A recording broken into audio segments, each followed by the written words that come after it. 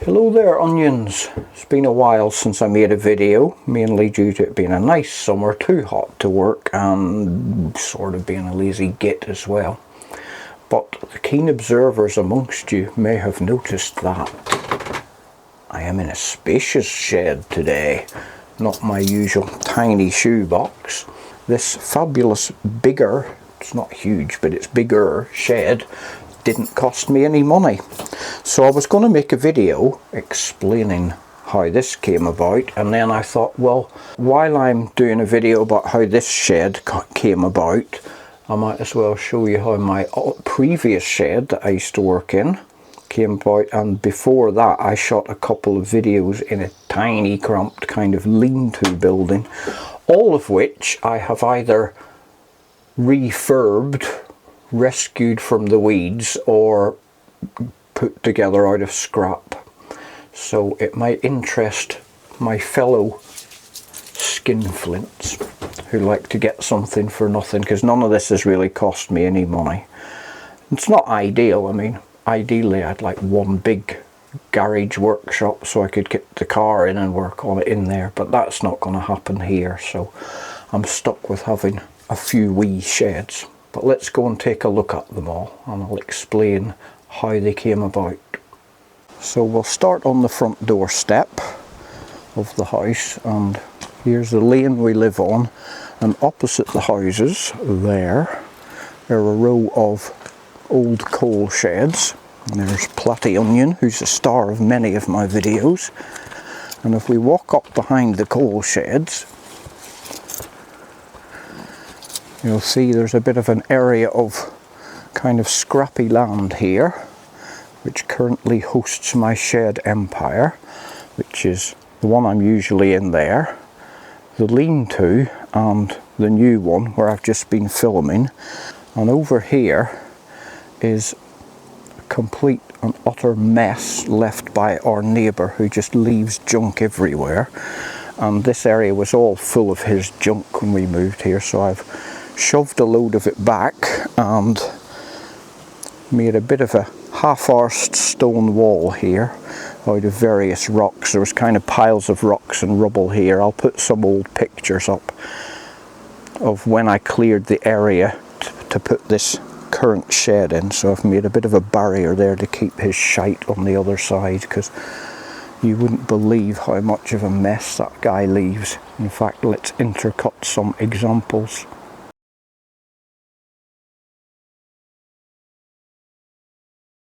So here's another one of his sculptural masterpieces.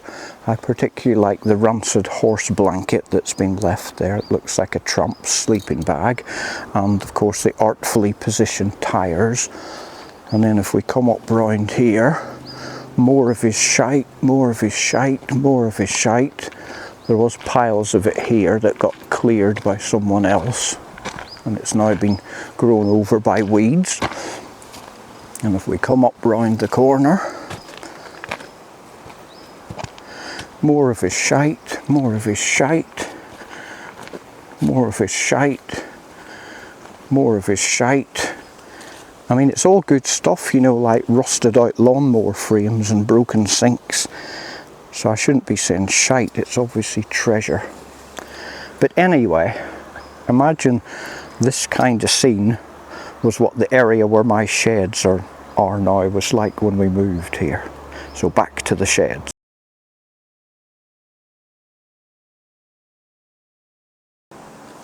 So we might as well go in chronological order.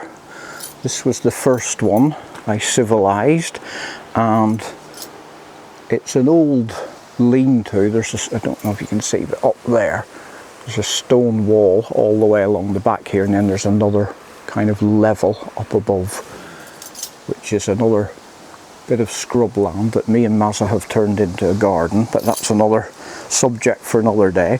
So this was the first one that I transformed, and again I'll put some pictures of what it used to look like when I was here, but basically you could barely see it. It was completely covered in weeds and bushes out the front, and it was full inside of rubbish and dumpy bags full of crap. So it took me ages to empty it all out, and I made a door for it out of pallets. I put a roof on it. There was originally a slate roof, old stone type slates, but they were loads of missing and broken and they were all cracked. And I think I've got some footage, insert here, of I actually got up there and I was numbered all the stone slates because I was going to take the roof off, fix the beams underneath, which were all completely rotten as well, and then put the roof back on again. But so much of it was missing and so many of them were broken that I decided I'd just put my own roof on. So it's basically just a what you call it, MDF roof with roofing felt over the top. The roofing felt, I think, is one of the things I actually bought. So that's part of the budget for these things. I've recently, from more old pallets, and this glass is all free, I'll explain about that in a bit. For more old pallets, I've made a bit of a kind of shelter here between the lean-to and my shed. It looks a bit crap because I haven't painted it yet. But what was I going to say? Oh yeah, when we come in here, this is where I keep my firewood stash for the winter, for the wood burner. So when it's pissing with rain or snowing and you come out here to get firewood in the winter and you standing under there, you're getting rained on or snowed on. So I've built this wee kind of cover over the top, so this winter when we come to get firewood we shall hopefully be able to do it in there without getting too wet. I've got a bit of a shit pile of rubbish myself here, but it's all wooden pallets that I'm going to use for something. And nip. Unlike certain neighbours, I've actually planted here what will eventually be a beech hedge, so it'll hide anything I leave behind my shed there. Let's take a look inside the lean-to as the first building on our world tour of Stubbs sheds. You have to mind your head when you come in and out of here because the roof's really low. It was either made for smaller people or this was originally for an animal, I'm not sure. But I've whacked my head on it more times than enough. So if we come inside, you can see that the back wall is actually the back wall along the edge of the land out the back, which is why it's a lean-to, because it leans against a wall. It's a bit full of rubbish in here, so I'm trying not to trip over things while holding the camera. So since I took this over, I found an old door blocked up there that was just open, and ditto on the other side, which now I've got boxes in front of it. I also blocked that up with an old door I found, and as you can see, I have given it the Robinson Crusoe treatment because I've used logs and timber out of the woodland to build posts to support the roof. That was the original beam at the back of the roof, but it was rotten at either end, so it wasn't held up by much. So I've put these posts in, handcrafted from the very forest, to hold that beam up. And there's one there, there's one there, one here, and one in that corner. And there's a few other beams coming across, just mainly for hanging things on. And made some shelves up there, tucked under, so I can store wood on there. One on this side, and one on the other side.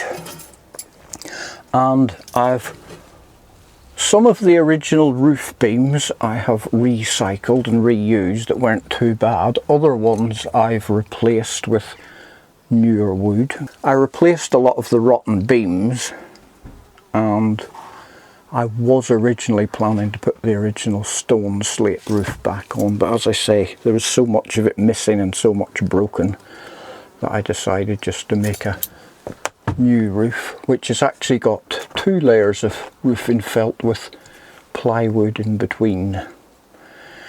And these windows, you'll notice this is a theme of all my sheds, I put the windows in the roof because I think it gives you better light to work by. They came from a house me and Mazza were working at as gardeners, where they had a big Victorian conservatory and they were getting it reglazed. So the people who were doing the reglazing, they had left a load of the glass behind, and the guy said to me, would I take it away, and he'd pay me 100 quid, which is quite good. So I actually got paid 100 quid and given a load of glass. It has provided glass for the roof on here, the roof on my new shed, though you can't see it from here, the skylight on that shed, and also here, and there's still loads of it left, so that's not bad. So that concludes the tour of the lean-to.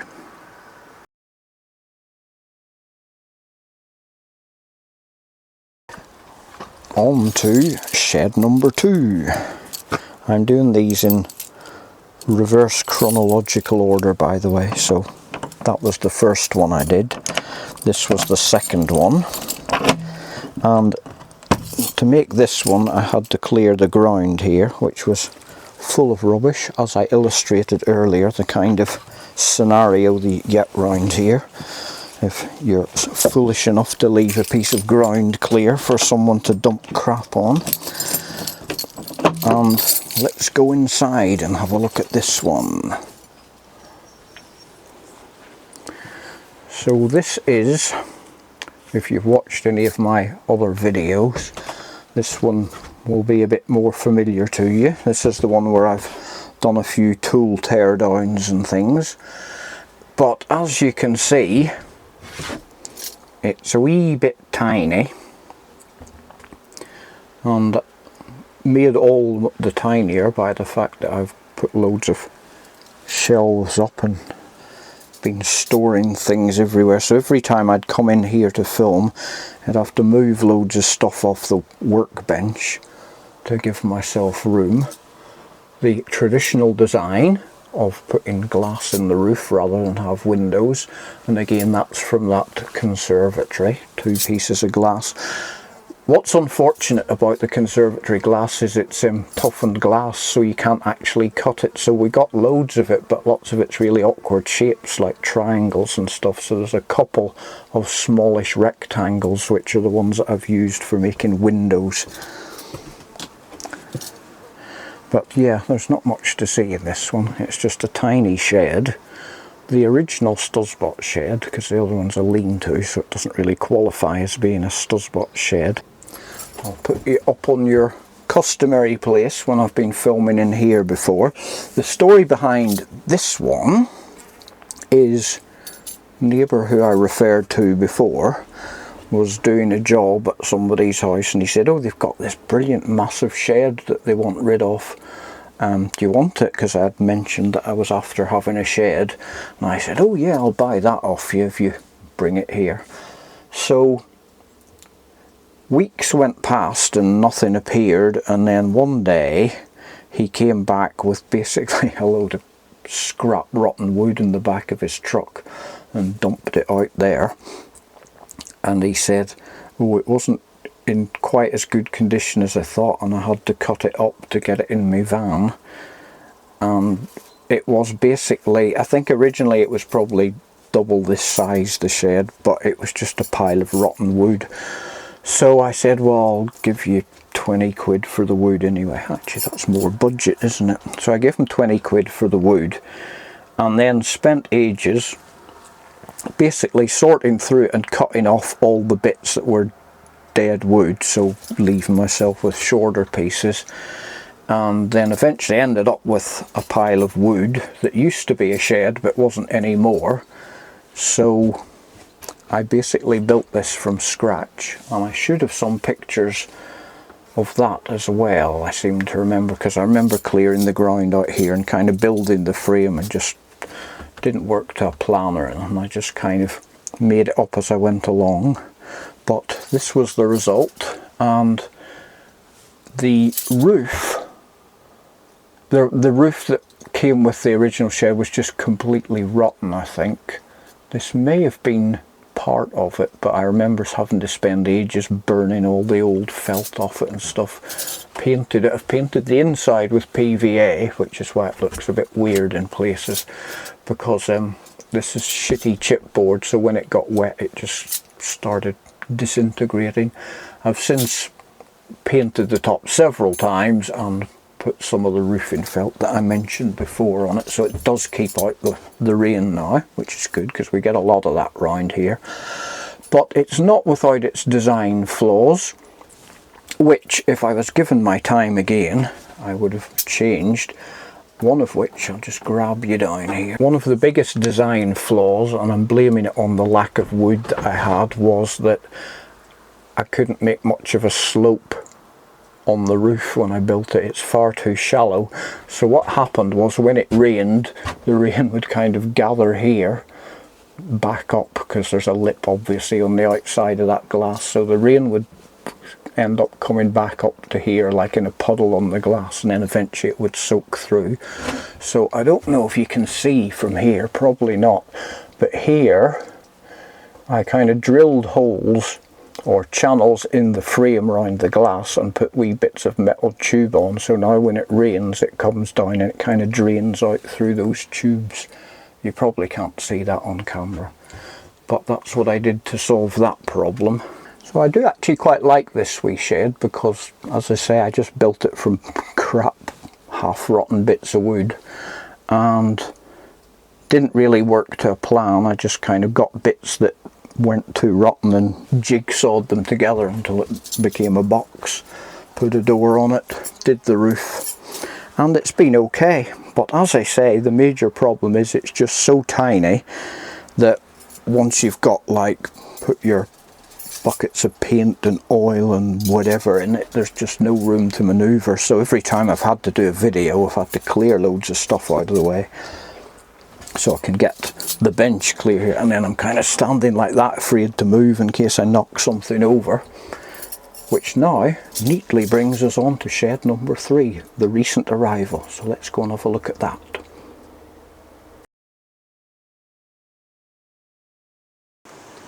Which finally brings us on to shed number 3. If this twat of a camera can film for more than 10 minutes without shutting down.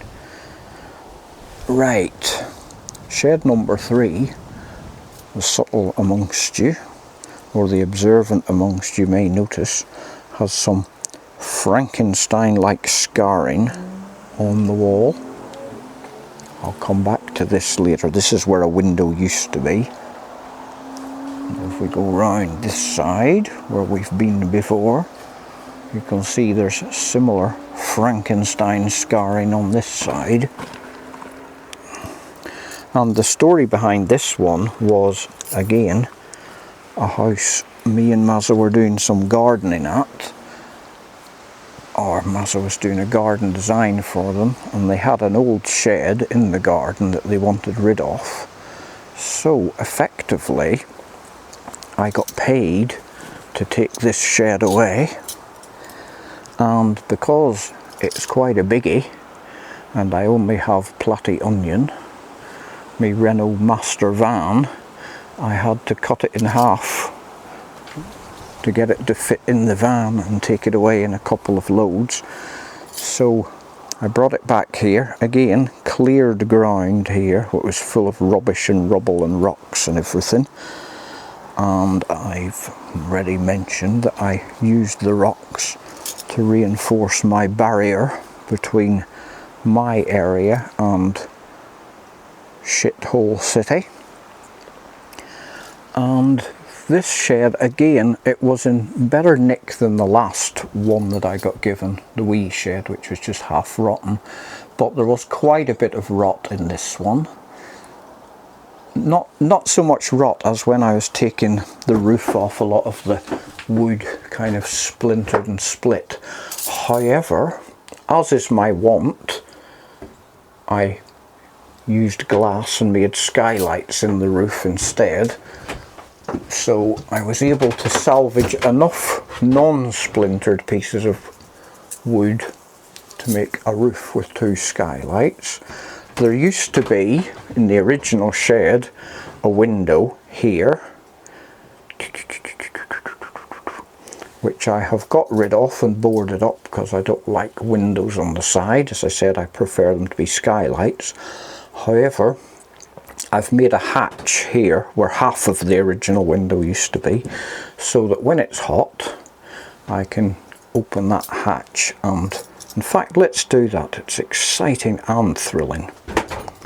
It's a bit temporary, the locking mechanism at the back. I am planning to put proper slidey bolts on, but for now this will do.